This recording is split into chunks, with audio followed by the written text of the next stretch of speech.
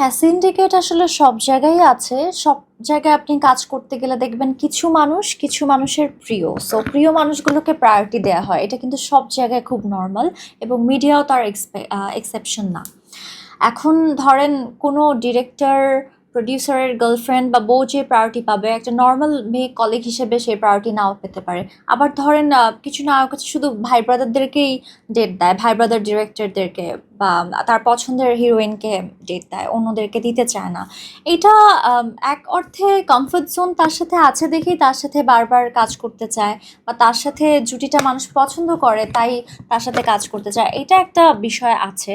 এটা আমি একটা পর্যায়ে গেলে হয়তো আমি এটা করতাম, কিন্তু তাই বলে নতুনদের সাথে কাজ করা যাবে না। নতুনদেরকে এক কর্নারে দিয়ে দিতে হবে। তারা যোগ্যতা সম্পন্ন, দেখতে সুন্দর, প্রেজেন্টেশন স্কিল ভালো, তাদের ট্যালেন্ট আছে, এরকম মানুষকে সুযোগ না দিয়ে শুধুমাত্র একজনের সাথে আমি কাজ করব, একটা গ্রুপেই কাজ করব, এটা হওয়া উচিত না। তাহলে আমাদের ট্যালেন্টের মর্যাদা কোথায়?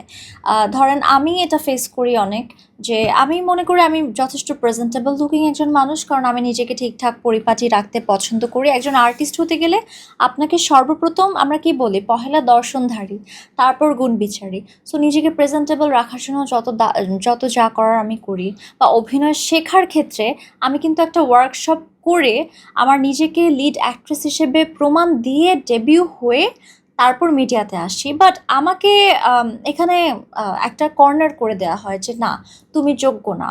বাট আমার কাজ দেখলেই মানুষ বুঝবে আমি যোগ্য নাকি যোগ্য না। আমি যদি যোগ্য না হয়ে থাকি, আমি কিন্তু আমার আগের কাজগুলোতে লিড রোলটা পেতাম না এত সেলিব্রিটি আর্টিস্টদের সাথে। আমাকে কেউই কাস্ট করতো না। সো আমি এইটার পক্ষপাতী যে আপনি একটা মেয়ের যোগ্যতা, একটা মেয়ে বা ছেলে বা যে কোনো মানুষ যোগ্যতা যদি তার থাকে, তাকে শুধুমাত্র একটা গ্রুপের মধ্যে ফেলে তাকে কর্নার করে দিয়ে ইন্ডাস্ট্রি থেকে আউট করে দিবেন না। হ্যাঁ, আপনি যে সুন্দরী প্রতিযোগিতার কথা বলেছেন, ওখানে আমি গিয়েছি এবং ওখানে যে কি লেভেলের পলিটিক্স দেখেছি। যারা জাজ আছেন তাদের কিছু মানুষ আমার পরিচিত, কিছু মানুষ আমার পরিচিত না। যারা পরিচিত তারা তো দেখেছেন, আবার যারা অপরিচিত তারাও আমার কথাবার্তা বা আমার বাচনভঙ্গি, আমার শিক্ষাগত যোগ্যতা, আমার পোশাক আশাক দেখে আমাকে পছন্দ করেছেন। এইটা আসলে আমার ইন্টারভিউ দেখে অনেকে বলেছেন যে তুমি তো খুব ভালো কথা বলছিলে, পারফর্ম করছিলে, তাহলে তুমি নেই কেন? এখন ওখান থেকে চয়েস হওয়ার পথেও আমি অনেক পলিটিক্স দেখেছি সেখানে। আবার যখন ক্যাম্পে নিয়ে যাওয়া হয়েছে, সেখানেও অনেক পলিটিক্স আমি দেখতে পাচ্ছি। জাজ আমাকে পছন্দ করছে, জাজ একটা রায় দিয়েছে, বাট লাইসেন্সারের পক্ষ থেকে বা স্পন্সরের পক্ষ থেকে আরেকজনের নাম আসছে। একটা বিশ্বমঞ্চে আপনি যখন সুন্দরী প্রতিযোগিতার মাধ্যমে বিউটি উইথ ব্রেইন এরকম কাউকে পাঠাচ্ছেন, তার মধ্যে কিন্তু সব কোয়ালিটি থাকতে হয়।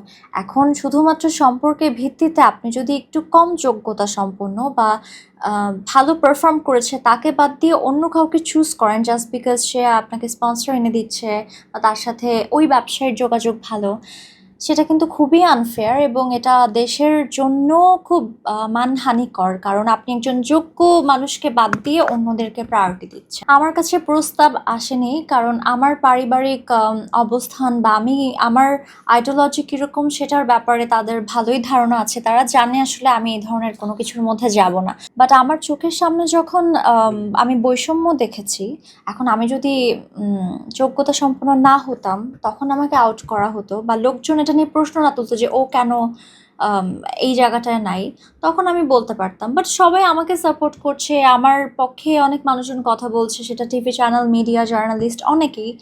সেখানে আরেকজন কিভাবে আসলো এটা নিয়ে মানুষই কোয়েশ্চেন করছে, এটা আমি চুপ ছিলাম, বাট মানুষজন উল্টা আমাকে প্রশ্ন করছে, তখন আর আমি চুপ থাকিনি।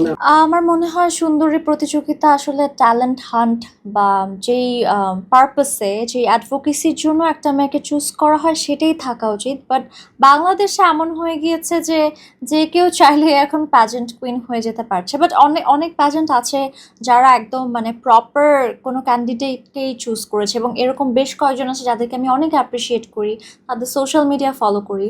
আবার এমন মানুষজনকেও চুজ করা হয়েছে যাদের আসলে কোনো ব্যাকগ্রাউন্ড নাই, তাদের কথাবার্তা শুনলেও মনে হয় না তারা প্যাজেন্ট কুইন হতে পারে। সো এখানে পলিটিক্সটা আছে, কিছু প্যাজেন্টে আছে, কিছু প্যাজেন্টে নেই।